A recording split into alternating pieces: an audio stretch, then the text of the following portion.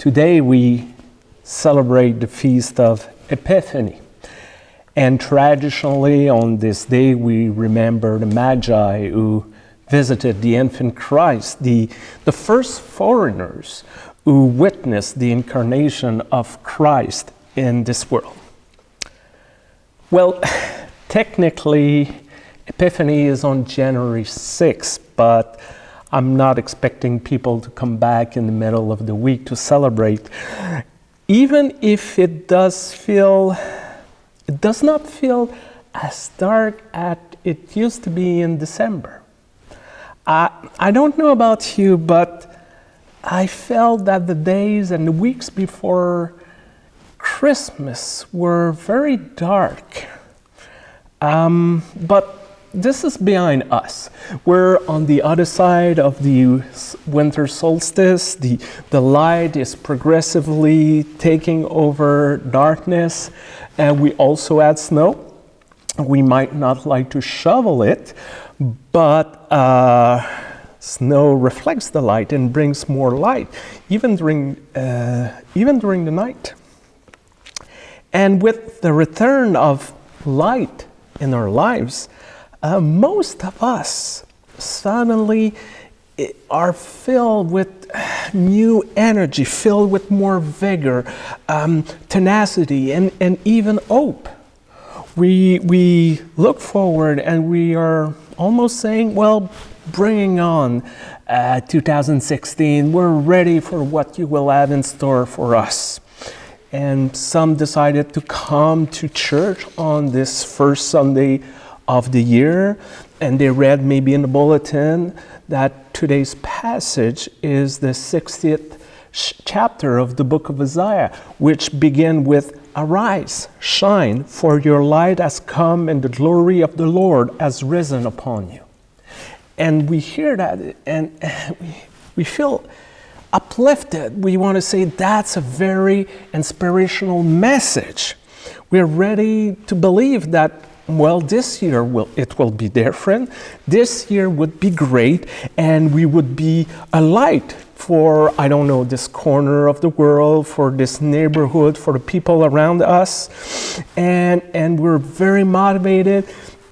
We come to church only to discover that those who came during Advent and Christmas Eve services are not here. They're gone. Like the Magi, they came, they did their little visit, their little things, and they're gone. Each year we hope it will be different. Each year we wish some would be touched by, I don't know, our message, our prayers, our singing. However, each year it's the same. And we're disappointed. Our visitors are gone, and all who are left is us, the insiders. And often we're disappointed, tired, disparate. We wonder, what's the point? What's the point to put so much effort in our worship services and our activities if none comes? What's the point to arise and to shine? Why should we try to be a source of light if nobody dares to come and look at us? Only a few weeks ago, I had a conversation with someone, and we both agreed that the normal congregational model for North America for the last 2 centuries, meaning one congregation with one full-time minister worshiping in one building, does not have a future. I know most of us don't like to hear this, but data and facts do not lie. Across North America, across denomination, we have less people in our pews. Our membership are older. We do not have enough volunteers to sustain our structure. Most of our buildings need major investment just to meet today's standards. And here, this congregation, Kanata United Church, is not very different from, like I said, the other churches, regardless of the denomination across North America. For example, in the last 15 years, we lost approximately 33% of the people worshiping here on Sunday morning. And the same could be said about our active membership. We're always looking for people to fill our numerous committee or to chair something else. We might not have stairs to get inside the sanctuary, but there's many other places that need to be adapted if we want to be, if they want to offer them to people with limited mobility. And balancing our budget, well, it's not as easy as it was a few years ago. It's a challenge every year. And in the face of this reality, church people tend to react differently. Some are in complete denial. Oh, our situation is not as bad or as desperate as you just stated, Stéphane. We just need to tweak a few things here and there and everything will be okay. We will continue to do everything exactly as we did in the last few years and we will solve our problems like we did in the past. More people just ought to be involved. Well, others prefer to circle the wagon like in an old Western movie. They would say, let's keep close rank during this difficult moment. We might be fewer people, but we will remain pure and truthful to our religion and tradition. We will stick to the values and the practice that serves us well in the past. Nothing will change, and because we don't like something new and new ideas, may they be good, they may be bad, we're not for it. And some people react that way. And there's some that believe, well, it's over. It's over, they had a good time together, but now it's over, they're ready to give up. They just want to make sure that the door will be open long enough to celebrate most of the funeral of the people. After that, who cares? If the children and grandchildren does not want to come to worship here, why fight this fight? Well, the last one could simply turn off the lights before leaving the place.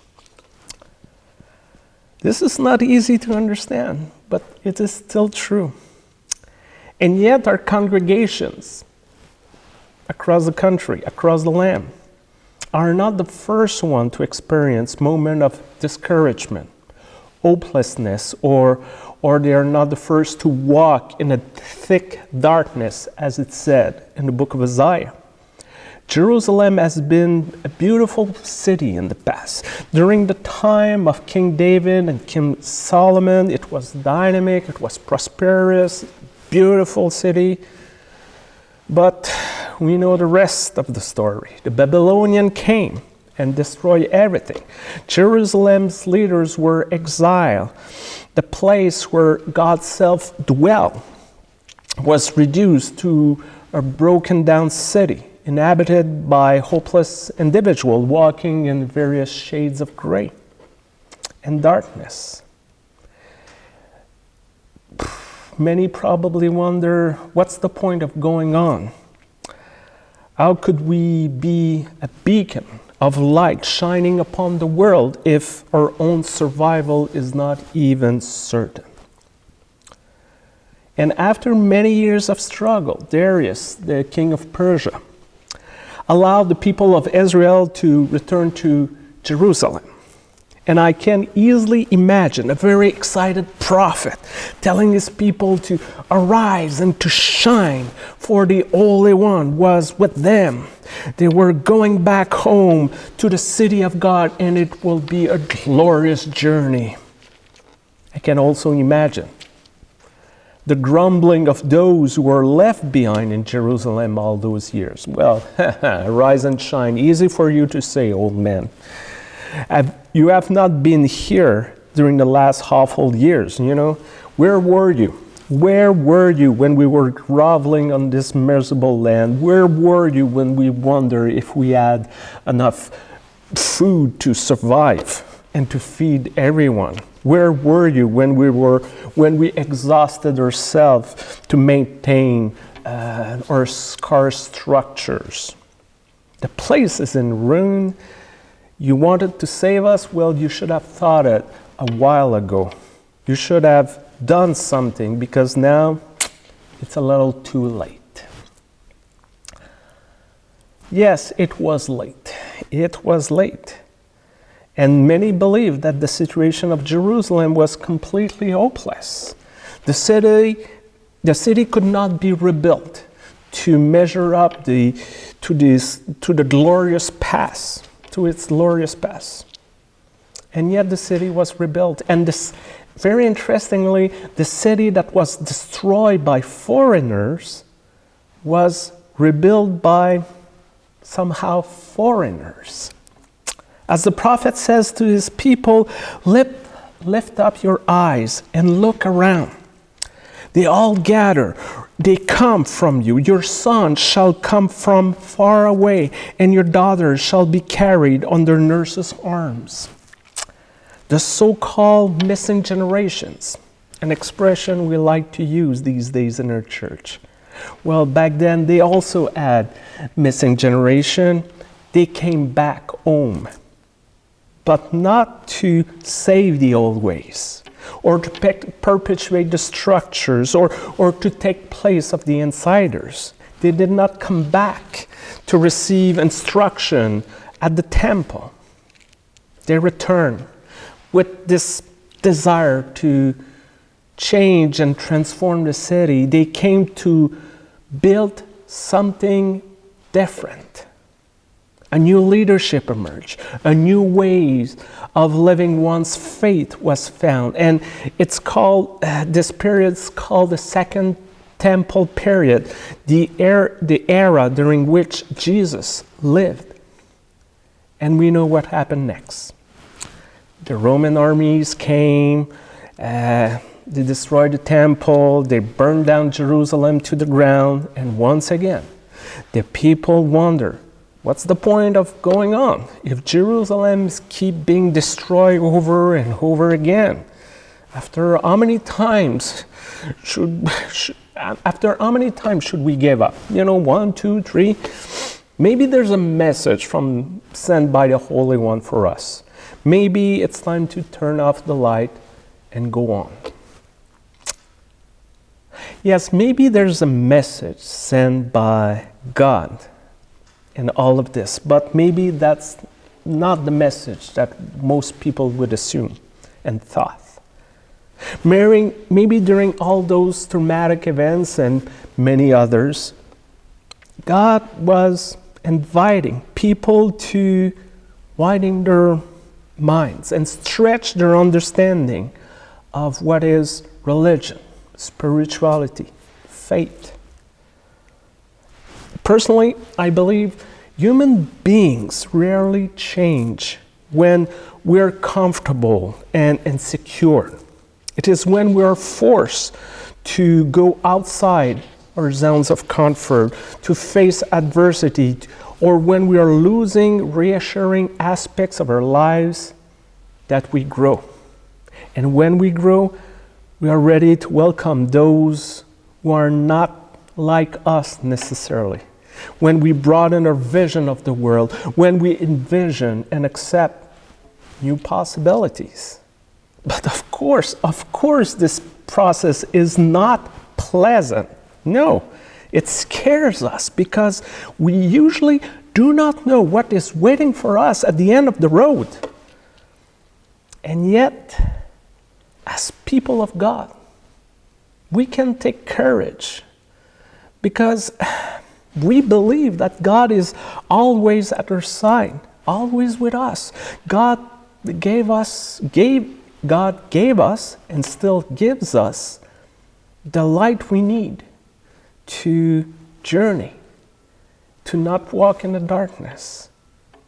Because the destruction of Jerusalem and by the Babylonians, by the Romans, did not mark the end of the story of God's people, but only the beginning of a new chapter during which new models always emerge, new leadership, new vision, new determination, new ways to live our faith.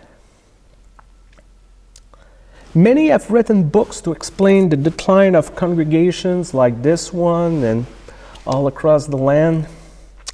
And most often the same excuse are mentioned. Sports, stores open on Sunday morning, a selfish generation, unwilling or unable to commit, and so on. Yes, sometimes we blame them for not sitting on our committees, not coming to our annual meeting, or not giving money to support our church. But the reality is that if most of them don't like to come, it's because we're not offering something that really interests them. They don't find anything appealing here. Knowing that, we have to ask ourselves, does it mean it's over? Does it mean we should circle the wagon or just simply turn off the lights? Well, the prophet in the book of Isaiah gives us another option. Maybe it's time to arise. Maybe it's time to look at the light around us. Maybe we should look for those who are willing to come back with this desire to rebuild our understanding of religion, faith, and spirituality, not to our liking, but to theirs.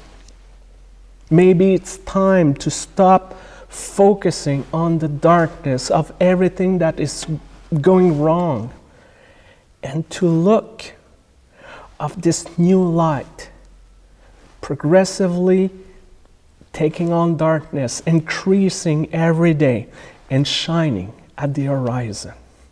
Maybe it's time to arise and shine. Amen.